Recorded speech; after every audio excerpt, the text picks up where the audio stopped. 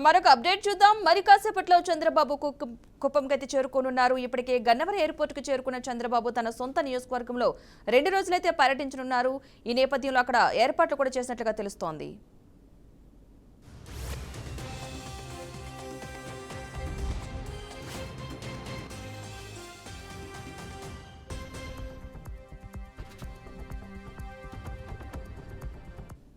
మొత్తంగా మధ్యాహ్నం 12:30 గంటలకు చంద్రబాబు కుప్పం చేరుకోనున్నారు. మధ్యాహ్నం 12:55 శాంతిపురం మండలం జల్లిగానిపల్లి చిన్నారుదొడ్డి గ్రామంలో హంద్రినివా ప్రాజెక్టు కాలువను పరిశీలిస్తారు. ఇక అక్కడి నుంచి మధ్యాహ్నం 2:10 R&B అతిథి గృహానికి వెళ్తారు. మధ్యాహ్నం 3 గంటలకు ఎన్టీఆర్ సర్కిల్ దగ్గర బహిరంగ సభలో చంద్రబాబు మాట్లాడతారు. అలాగే సాయంత్రం 4:35 పార్టీ నేతలతో సమావేశం కానున్నారు.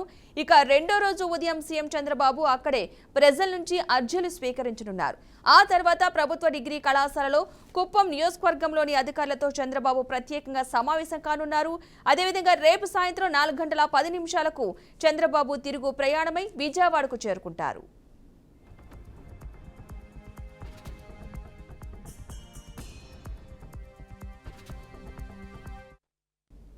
2023 జనవరి 4వ తేదీన ప్రతిపక్ష నేతగా ఉన్న చంద్రబాబు కుప్పంలో 3 రోజుల పర్యటన చేపట్టారు.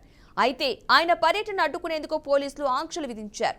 కానీ చంద్రబాబు కుప్పంలో అడుగుపెట్టేందుకు యత్నించారు. దీంతో పోలీసులు చంద్రబాబును అడ్డుకోవడంతో అప్పట్లో తీవ్ర ఉద్రిక్తత నెలకొంది.